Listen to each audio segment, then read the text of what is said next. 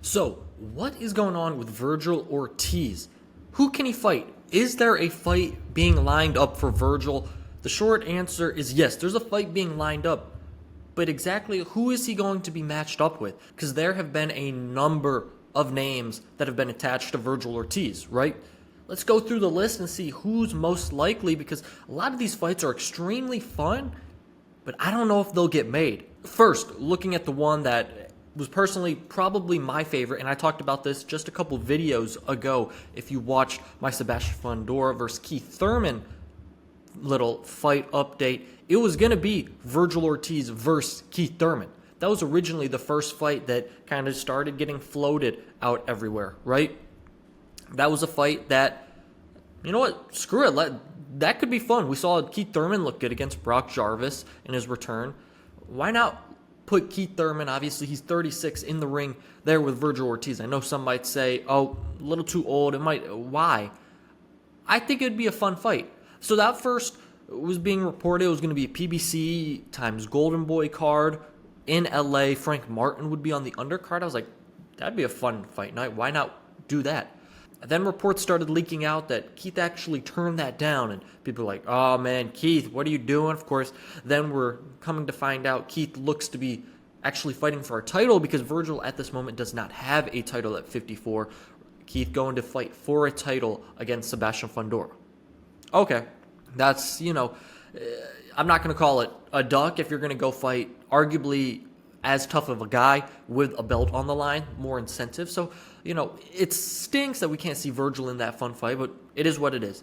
Then we see Mike Coppinger report of the ring saying that Vergil Ortiz versus Erickson Lubin is being currently finalized, I believe, for October 18th. Okay. The fight looking to be either between Texas or LA, California, one of those two. That's a fun fight.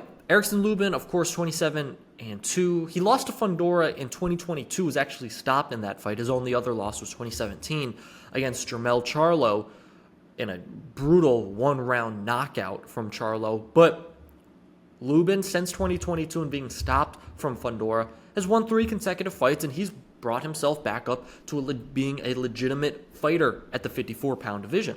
In fact, he was actually ordered to fight the 54 champ, Bakram Muratalovich, excuse me if I mispronounce the name, the IBF champion. He was ordered. Like, everyone was under assumptions that was the fight happening, right? We just didn't know a date. We didn't know. I think no one had bid on it, so it was going to go to purse bid. It was weird, but we were assuming that those two were tied up because they were going to fight each other. And then this report comes out, goes, okay, if that's going to be a backup, that's fun. A backup to Keith Thurman, that's fun, because Lubin, a top 10 guy. I know some people were starting to say, oh, we get mad at Boots for fighting a top 10 guy. Hey, we can go, back and forth about the Boots and the Vergil and, go back and forth about their opponents. Lubin has proven himself at 54. The guy Boots is fighting, we don't necessarily know too much about. I talk about people Vergil could fight. Man, oh man, that Boots drama, it seems like every day something new comes out, whether it's Eddie Hearn saying, oh, we have a contract for January, February, or March, and then Vergil's people saying, no, we don't.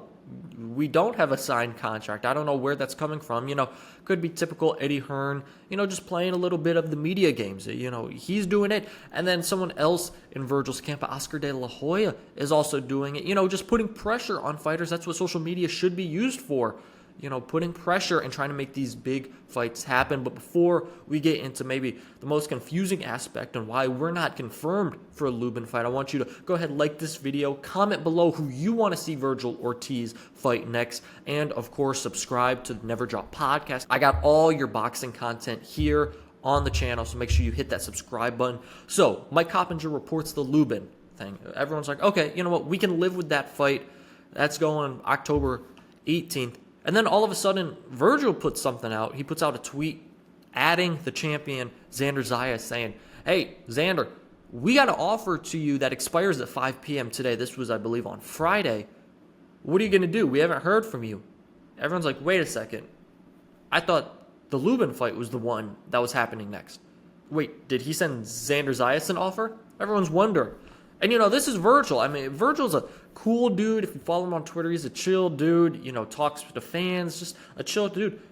He's straight to it. I think he's getting sick of people necessarily playing with his name a certain type of way. And Vergil's shown he will not duck any type of smoke. So Vergil at Xander Zayas. Then Vergil Ortiz's father is coming out and explaining, hey, the Lubin fight isn't finalized. Lubin, in fact, is a backup to whether or not Xander Zayas is going to take the fight. They're like, Xander Zayas, we're not offering him an October fight because we know he just fought. We're saying, hey, we'll fight you in December. We'll give you time to recover. We want to fight you in December. Okay, that seems legitimate. Xander Zayas then responds to Vergil Ortiz, a screenshot of the email he was sent with the quote-unquote offer, and says, you think this is a real offer, question mark, something like that, to Vergil Ortiz. You got to come fight me in Puerto Rico. Well, this is where I'm going to disagree with Xander Zayas. Well, it wasn't a legit offer with, all the money on the table, in the email, everything, every detail listed. It was hey, if you agree to this, then we'll get into the negotiation and the legit part of the deal. Hey, this was a real offer in my opinion. If you look at the email, 50-50 split. Well, you can't argue about money. I mean, I guess if Zayas wants to say, I'm a champion, he could pull that card, but I think a 50-50 split for that fight is more than fair. Pay-per-view fight.